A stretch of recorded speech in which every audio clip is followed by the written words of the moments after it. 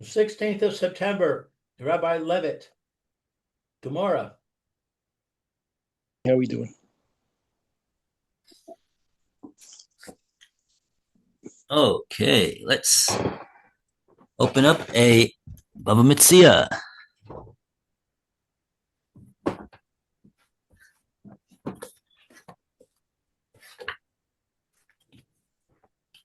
Let's see where we got up to. Tony Rabbanan, Tikoros Shel Nachtom. Okay. Tikoros Shel Nachtom. Toshma, we got a we got we're trying to be poshate, trying to bring a raya for what's the din? Is makom a simon? And we say also a simon, which is also lidros. Is it nevertheless have a din of a simon or not? These two cases are machlokes, Rava and Rabba. And so Gemora now wants to adduce a proof from Kikaro Shel Nachtom of our Mishnah. So let's take a look. Lou, would you like to read the Toshma? Okay. Toshma. Come and learn. Kikaros Shel Nachtom. This is baker's loaves. Hare Elu Shalo. These belong to the finder. Ha Shel Baal Habayis. We may infer from this that the homemade loaves of a householder chayev le hachris. He's obligated to announce.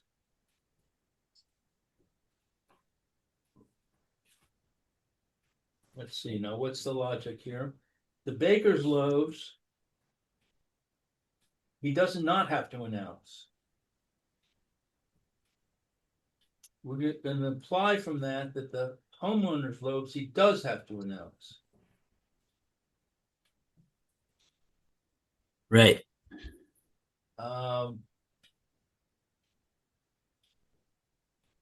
So the English says because the baker's loaves are uniform, they have no identifying marks. So I guess we're saying we're implying that homeowners' loaves are not uniform.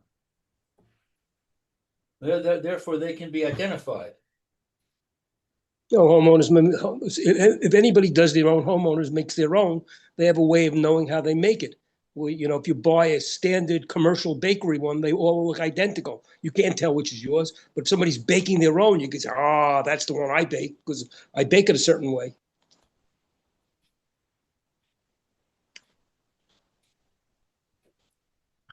Okay. Habayis, my timer.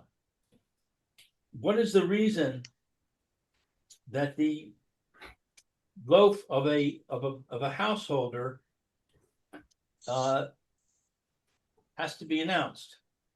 Kevan deis behu siman, because they have an identifying mark. Demada yadia, inasmuch as they are recognizable.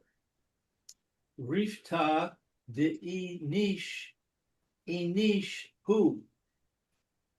For the bread of a person is that person.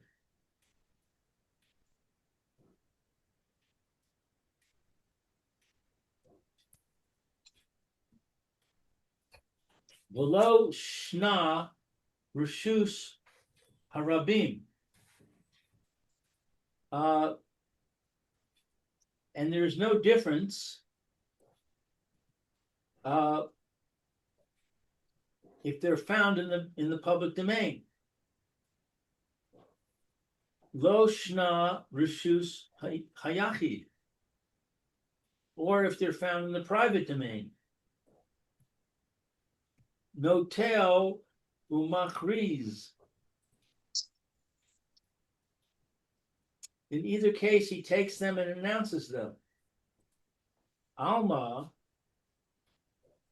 we see from this, Siman she asui lidaras have siman. A siman, an identifying mark that can be trampled, is still considered to be an identifying mark. Tiyufta de Rabbah. This is a refutation of Rabbah. Because Rabbah said, Rabbah said on the previous page, Rabbah said, if it gets trampled, the small sheaf that gets trampled,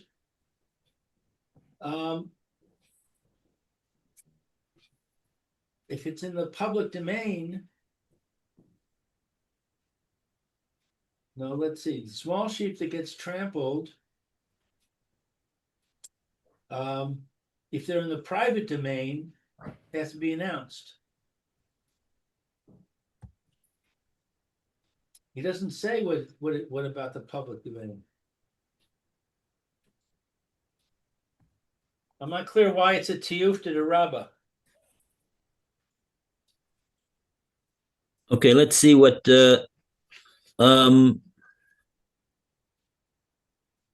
what does the Gemora say? Oh, maybe we have some Rashi. Oh, yeah, here. Wait. I have another quote from Rabbah. Amma Kisavar Rabbah says, Siman she asui lidras, a identifying mark that tends to get trampled, lo have a siman. It's not a siman.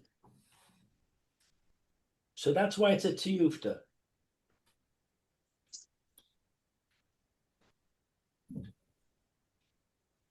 Yeah, this Kika Shel Nakdam should have been trampled on in the Rishus Rabbim, and the siman would be stomped out. So, well, what does it say? It says the Shel Balabais Haib Lahachris. So you see, it doesn't get stamped out. You see that that he still has to announce it. It's going to retain its siman, and the owner's not going to be meyayish. You have to be machris. Okay. So what will he answer to this? Amalach Rabbah. Okay, you want to let me see the Rashis before this. Please. Oh yeah, okay? let's see the Rashi. Yeah. Wherever we're up to in Rashis.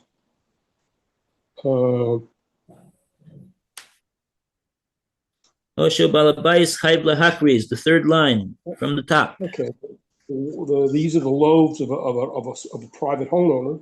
He's chayiv. He has to announce them. Ba'achal gav, even though the Bahidya Tani that we already taught the Mishnah seen in our Mishnah, Aide, we're dealing with the Nakat that we chose the Utvia Meresha, a contradiction with the Resha of the Mishnah. Krichot, that small lobes, the Rishus Rabim, the Rishus Rabim is a De'utya, De'utev, Mene, it's a contradiction of it, L'Rabba. The Nekat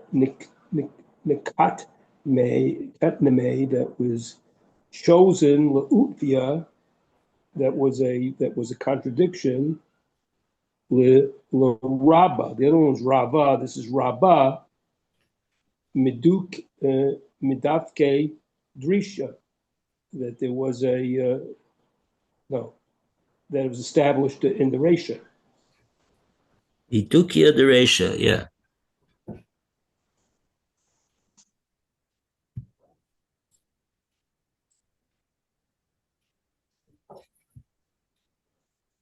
Okay, so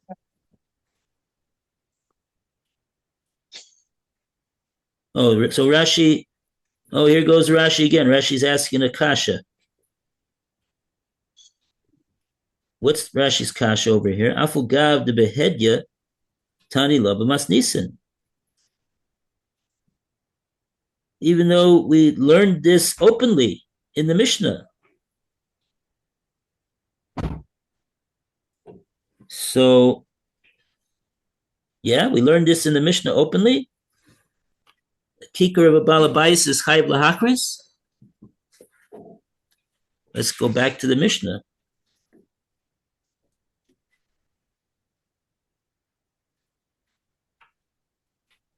Mishnah is a long Mishnah. No, it's not so long. Okay.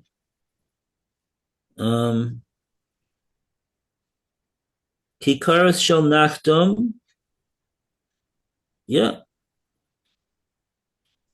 Well, it'll be the same diuk from the Mishnah, in other words. The Mishnah talks about kikaras shel nachtom. One second, we're asking from the Mishnah. Oh, so I got this. I don't have it correct. One second. Afogav de behedya tani la b'masnisan. Even though we learned openly in the Mishnah, Aidi de nokat le'usuve eresha krichas b'rishus arabim to usiv mino l'rava nokat nami le'usuve l'raba nidukia the resha.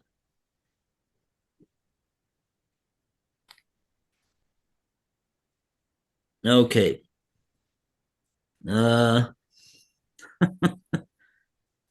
What is Rashi saying over here? I think we're quoting a brisa now, not our Mishnah.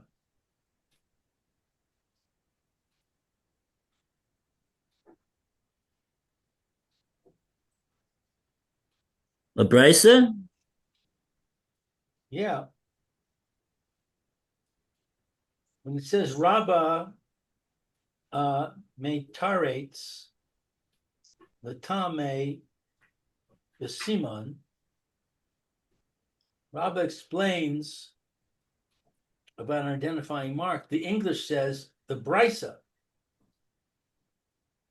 I don't.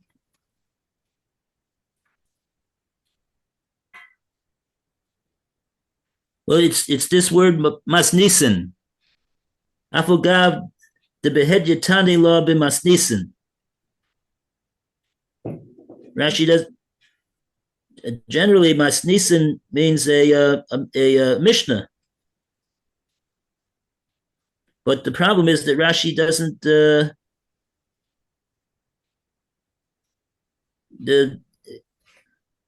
where is this Mishnah that Rashi is talking about? Oh, you have a little gimel by the word by the word ID. You see that little gimel, Masoras Hashas? That gimel sends you to Masoras Hashas. Masoras Hashas tells you that Rashi's referring to a Mishnah on Chaf Hey, Amid Aleph. Let's take a look on Chaf Hey, Amid Aleph. There should be a Mishnah over there. Oh, yeah. Hey. And I see what Rashi's problem is. The Mishnah, if you take a look, it's the very second line from the top of the Amud, Chaf Hey Amud Aleph. It's the end of this Mishnah over here. and it says Kikara Shel Balabais is making a list, Right, I see it. and it says Hare Elu Chayev Lahachriz. So now Rashi's question is, why is the Gemora making a diuk from our Mishnah, which is talking about Kikaros Shel Nachtom, and saying, oh, it says Kikaros Shel Nachtom, the din is Hare Shalo. That implies that those of the Balabayas are Hayv Lahachris. So the Gemara is making a kasha on Rabbah based upon a diuk from our Mishnah. Rashi is saying, 1 second, why does the Gemara need to ask a kasha on Rabbah based upon an inference from what is implied in our Mishnah? Why don't you just take a look at the Mishnah later on Chaf Hey Amid Aleph, and there you have the din mufurish. You have an explicit din that it says over there on Chaf Hey. It says explicitly, it says Kikara Shel Balabais. The din is Hare Elu Chayev Lahachriz. So Rashi's asking a question on the Gemara. Why did the Gemara ask the kasha that it did? It could have asked a more direct kasha from the Mishnah later on Chaf Hey.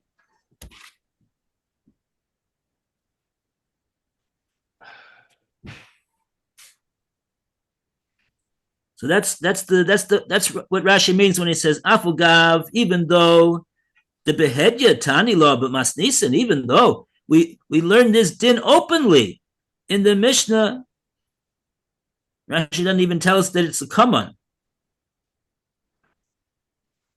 It's a good thing the Masoras Sashas is on the ball. Otherwise, we wouldn't know where Rashi's talking about. And I don't understand the art scroll at all. They say it's a brisa. It's not a brisa, it's a Mishnah on Chaf Hey. Just take a look at the Masoras Sashas.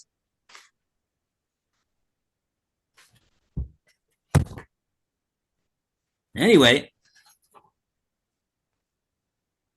so that's the question that Rashi's answering over here. Now the answer is what exactly is the answer that Rashi's giving over here?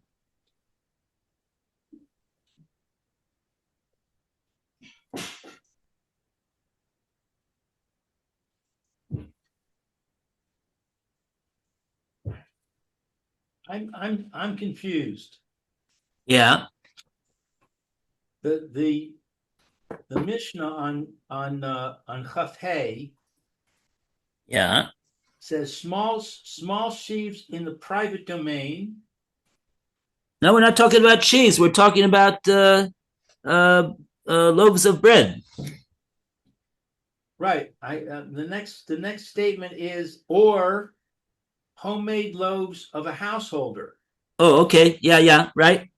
Correct. So it doesn't say what domain we're talking about. Right. It says it starts off, it says these have to be announced. And then it goes into this list. So how do we know this is relevant? Because we're talking about on Kaf Bet is in the public domain specifically.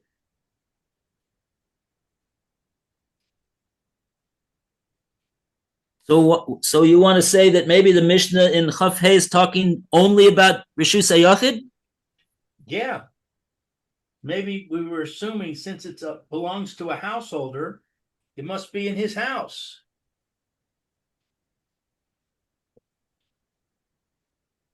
Well, if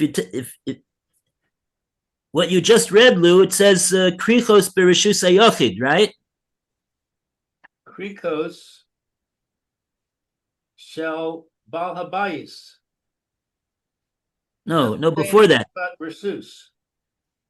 Oh, the Before- Krikos, the Rishus Hayachid, small sheaves in the private domain, or homemade loaves of a householder.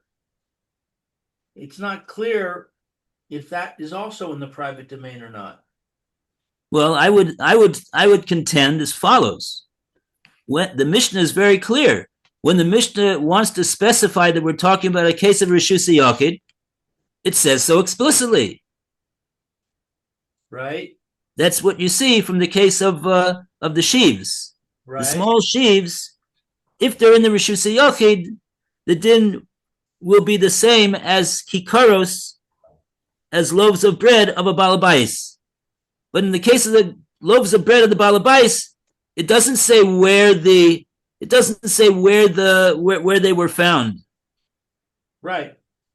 So the rule of thumb would be as follows: if it doesn't say specifically, then the most logical thing to say is that it doesn't matter where it was found, whether it was in the Rishus Rabim, whether it was in the Rishus Yachid, either place, the din will be the same, and therefore there's no need, when the Mishnah is discussing the case of loaves of bread of the balabais, to specify where the loaves were found. Right. Okay.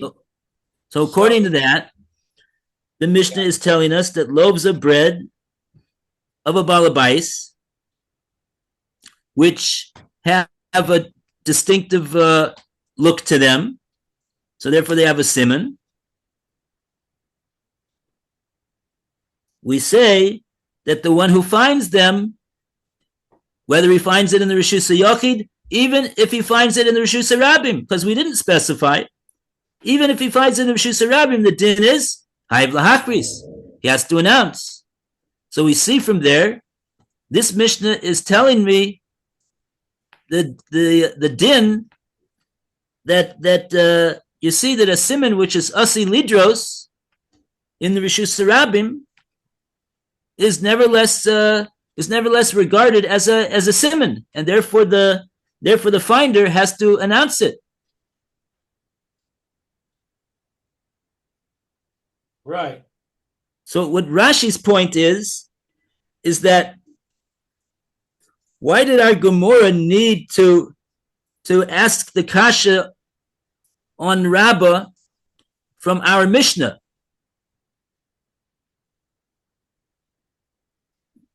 Because the kasha from our Mishnah, it doesn't say anything about the loaves of a balabais.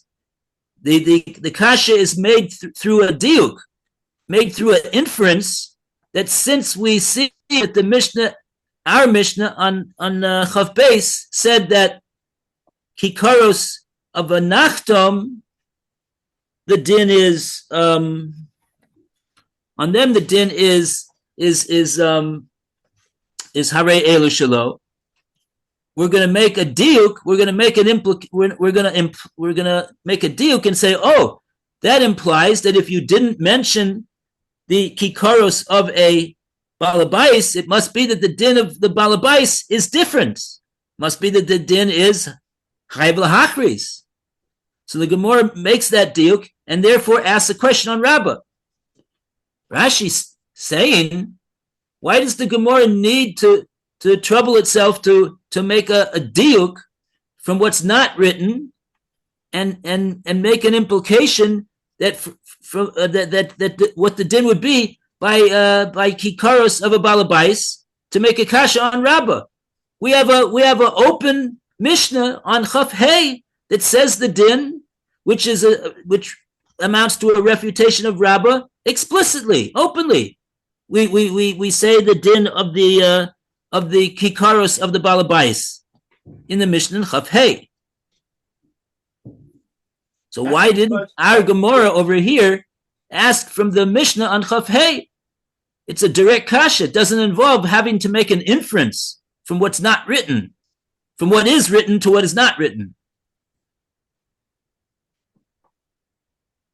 Okay, so I'm trying to understand now how is the Mishnah on Kaf Hey a refutation of Rabbah?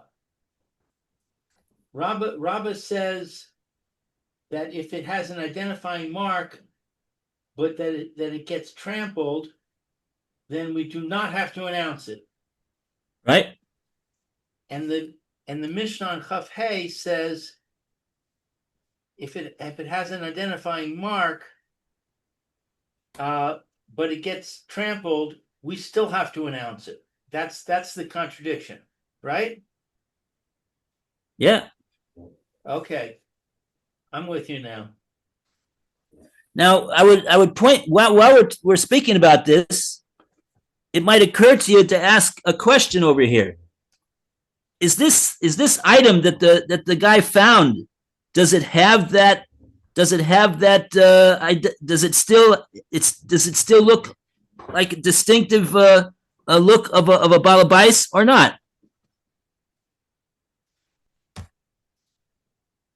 Well, can we tell that it's I would say it doesn't matter because the question is he Mayush? If he's going to assume when he discovers it and realizes that he lost it in the public area, he's going to assume that it got trampled, then he's going to give up hope. Right. But we're right. So whether it actually did get trampled or not is not relevant.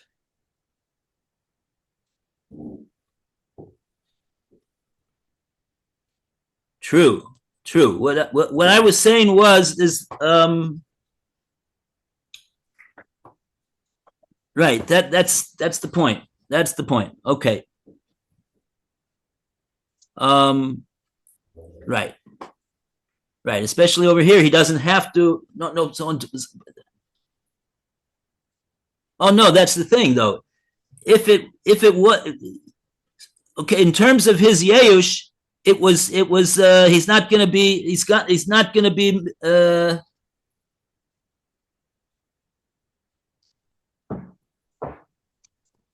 okay, having trouble getting mixed up over here. Not able to think properly today. Okay, so fine. So let's go further. Okay, let's just go further. So we have to go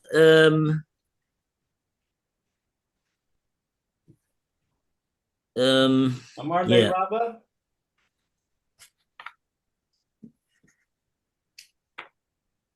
Yeah, okay, let's go to what will Rabbah say? Okay, Amalei Rabbah.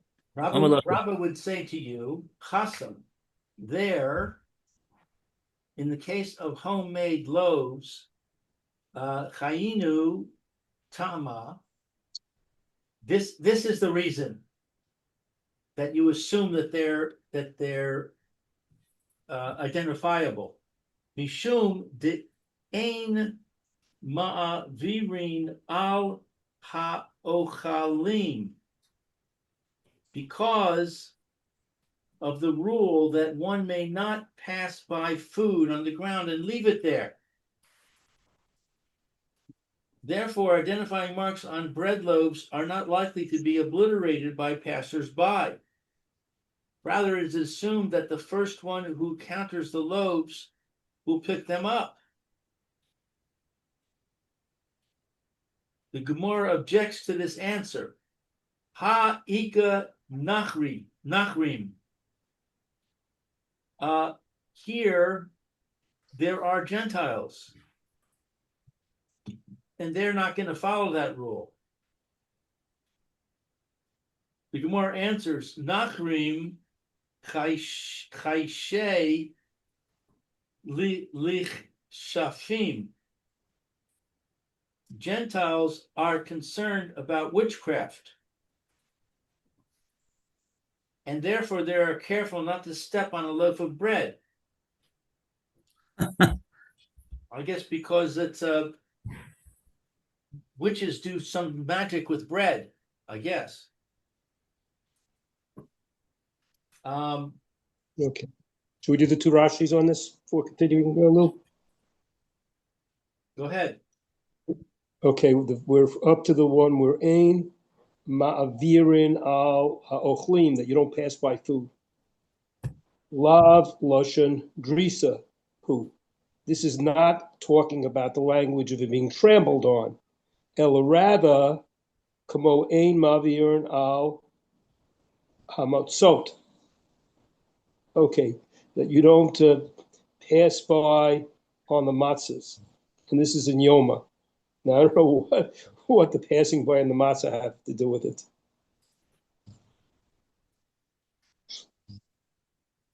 So I don't know, you have to have a note on passing by in the matzah. Amotzi ochlin b'derech ein rashai lavor alehem. Somebody who finds food on the in the derech, in the public domain over there, the road, ein rashai lavor alehem. He's not allowed to just pass over it and not do anything. Ulanicham sham, and just let it sit there, let the food sit there and pass by it. What's he supposed to do? He's supposed to pick it up and I guess put it in a place that it won't get trampled on.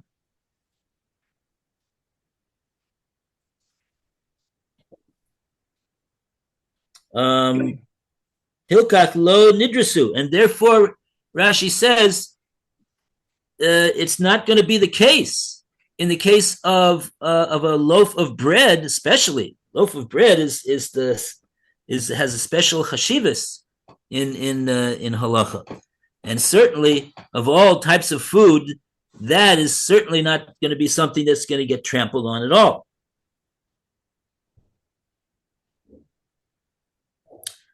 Shemisha motzon rishon hegbion. The first person who finds it there, he's gonna pick it up. He's gonna pick it up and not allow it to just sit there on the ground like that, to get stampled on. So it won't get trampled on at all. So in other words, in this case, Rabbah will agree. Even though Rabbah says that a simon, which is asalidros, is not a simon, here he'll agree that this simon, the what's it called, the kikar of a balabayas has a distinctive simon to it. You could see that it belongs to this particular balabais because he makes it a certain special way. You could see that it's his kikar. It's got a simon. This is a simon which is not asui lidros, says the Gemora.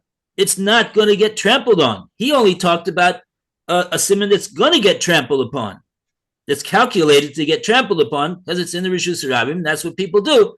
They just walk and they don't pay attention to the fact they're walking over on top of something. But if it's ochlin, if it's food, so then then they're not going to do that because there's a halacha about ein mavin ala ochel. So therefore, even Rabbah will agree in this case that the din will be harei elu shalo. I'm sorry, no. It'll be the opposite. It'll be Hayv lahakris.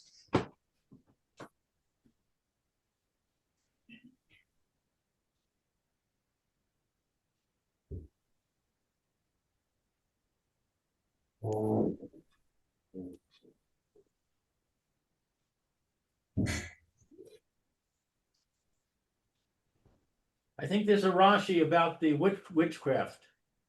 That's the next one. That Chayishin Hamlamat Lakashatim, that we're concerned about witches. Okay. Witchcraft. Storim, they hold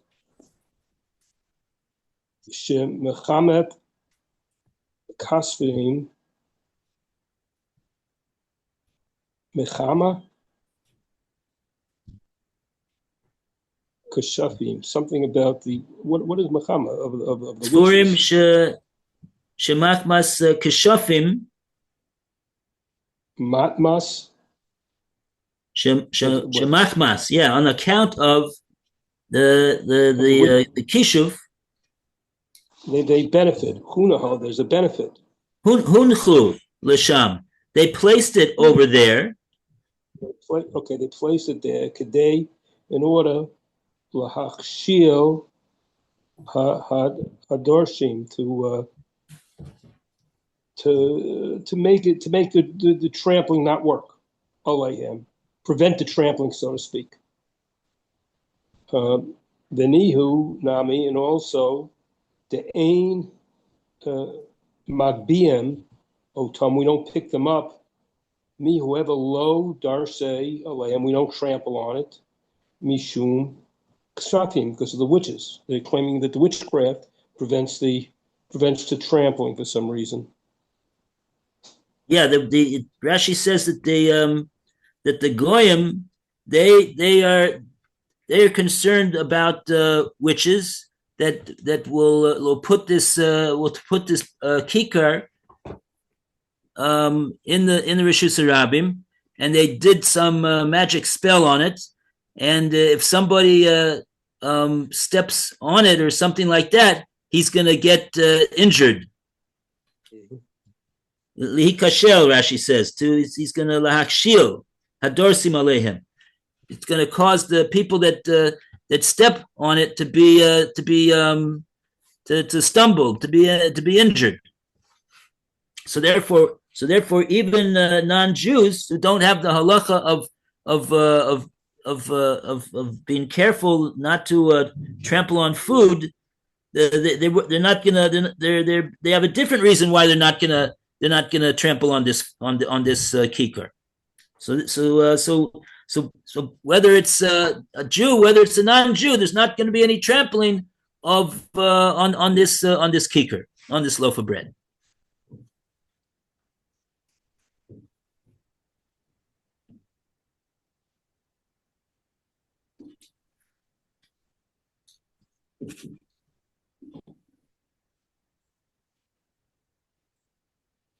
Okay, that's where we're holding right now.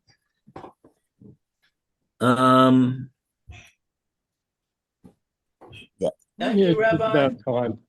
Okay, Okay, all the best, everybody. Have a great day. All right. Have Thank a great you. day. Thank you. take care.